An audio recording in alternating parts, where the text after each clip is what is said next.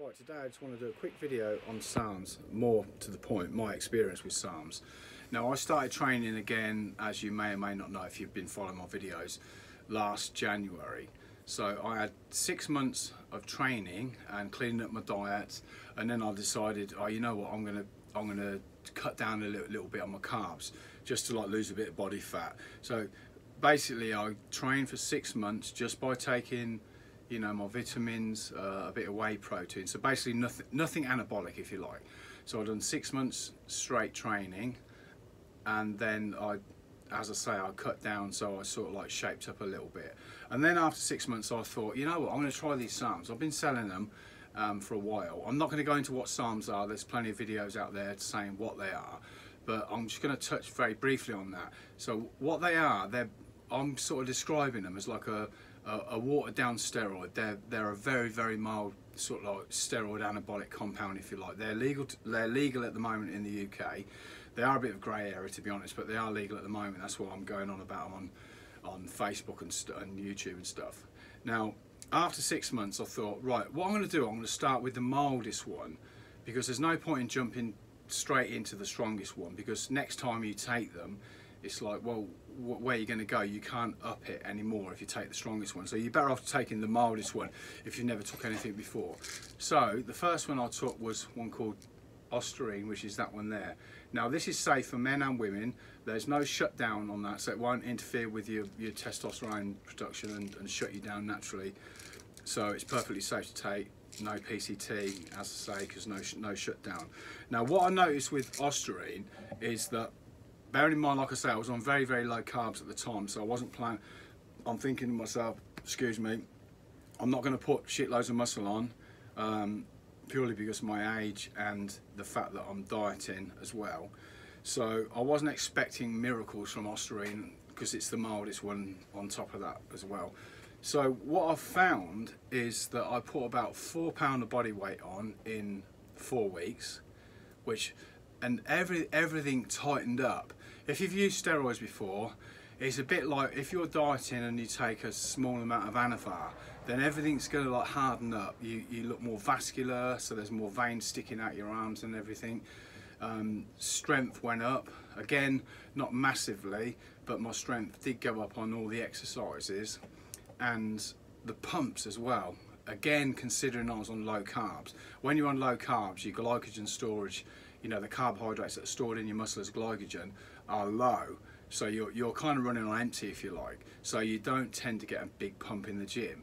But with the Ostarine, I was thinking, God's sake, the pumps are really good on that. So overall I was really impressed with Ostarine. I stayed on that for 4 weeks, and then what did I do after that? Yeah, 4 weeks. I was going to do eight weeks on this Ostarine, but I ran out of stock, to be honest. So what I've done 4 weeks on that, and then I didn't take this brand, but I took a different one. This one's called Unhinged. It's a combination of Rad 140, which is a stronger SARM, and YK11. The one I took, to be honest, was just the Rad 140 at that particular time. And what I noticed, as soon as I took the Rad 140, my body weight went up about another 5 pounds. So 4 pounds from the Ostarine, another 5 pounds from the Rads. Again, I was still on low carbs, so again I wasn't expecting big weight gains, sort of like muscle size or anything like that of that nature. So overall I was very impressed. Strength as well, it leapt up another 2 steps by taking the Rad 140s. So I can 100% say that is a lot stronger than the Ostarine. So I stayed on that one for another 4 weeks, so that was 8 weeks in total. Then I had a break.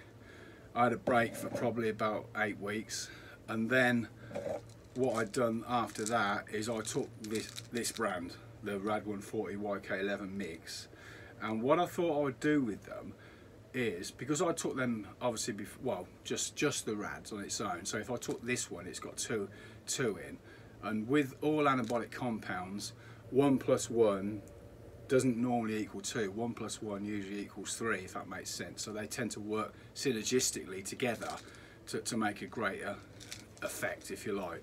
So I'm thinking, I'll just take this, and then I thought, oh, you know what, fuck it, I'm going to take some MK677. Again, I didn't take this brand, it was a different one I had in at the time, but it's the same, it's exactly the same thing in different brand. So MK11 is what they call a growth hormone secretagogue. So basically what that does, it will tell your body to release more of its own natural growth hormone that you've got in you, like pituitary gland. So, and also IGF-1, which is for growth basically. So more growth hormone in theory means not necessarily more muscle if you're just taking it on its own, but you might get a little bit of muscle gain, but again not massive like the rads. But you will get condition from growth hormone. So I'm thinking, oh, with that, on top of that, I'm going to get sort of like more condition, and also growth hormone can help rejuvenate things. So again, because I'm old, a bit of rejuvenation is going to help me massively. So it's going to help with things like tendons, ligaments, you know, sore elbows, sore knees, etc.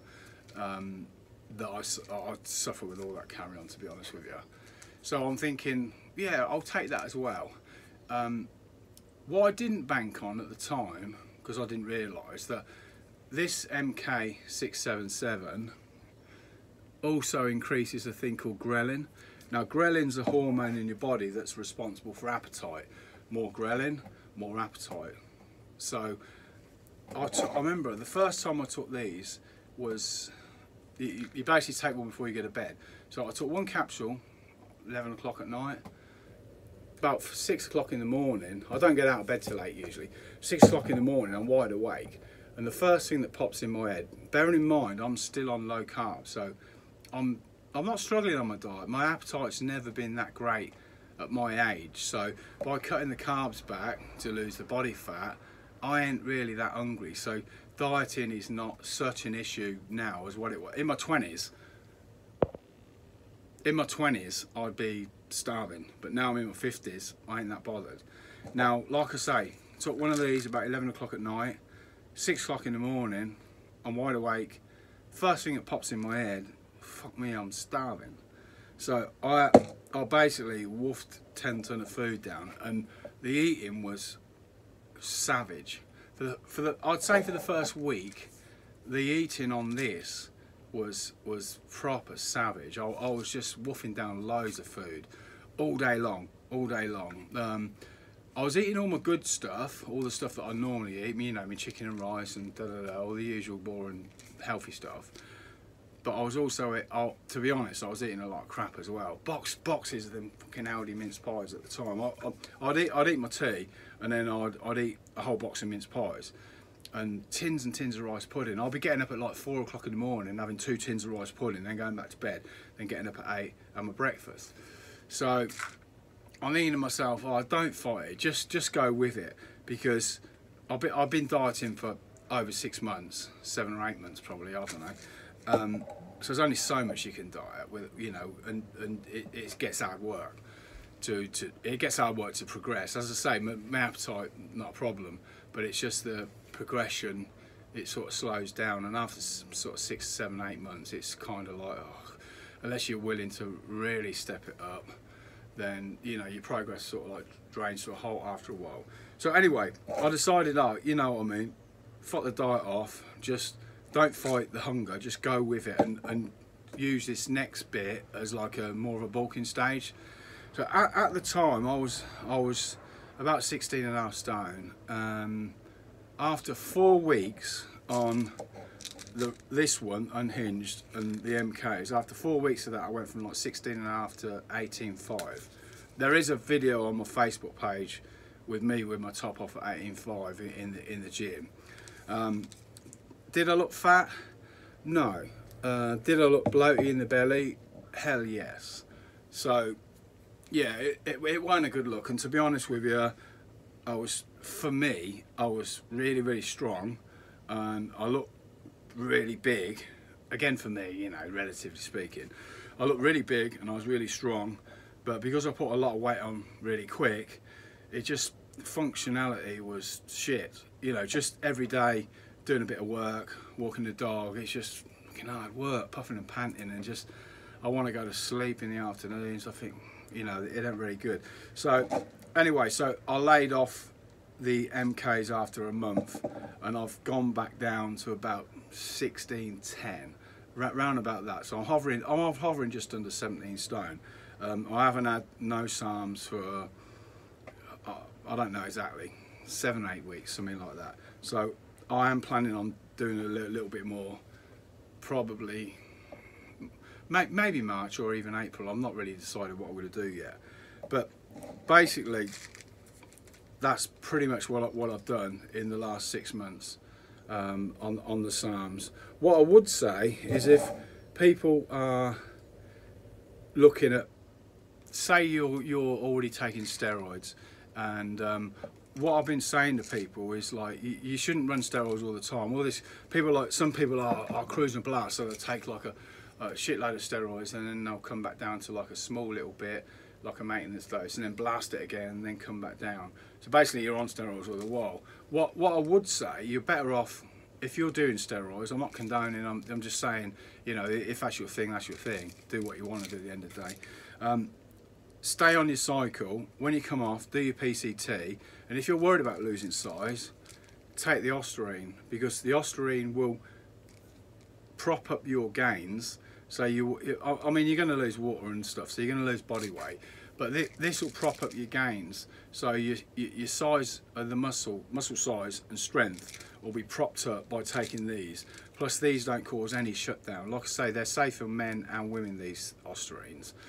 So again, there's plenty of things online, so if you want to research it yourself, then that's fine, because, you know, at the end of the day, I'm selling these SARMS, so I've got a vested interest in it. So you guys do your research, don't just take my word for it. I'm just saying this is what's happened when I took them. So you can use the Ostarine in between steroid cycles. Now, if you're a natural athlete, or are thinking of taking SARMS are not natural, so practically you're not going to be a natural athlete if you took SARMS. Even though they're legal to sell, if you're a drug tested athlete, that will show up as you're taking steroids in a blood test. So they're on the ban list, basically. They're on the ban list because they work. So anyway, that's pretty much it, all I wanted to say. Any questions, just drop them in the comments below. I'll put a link up to the SARMS bit on the website, so if anybody wants to buy some, then just click on the link and you know the rest. Anyway, I'll leave that with you.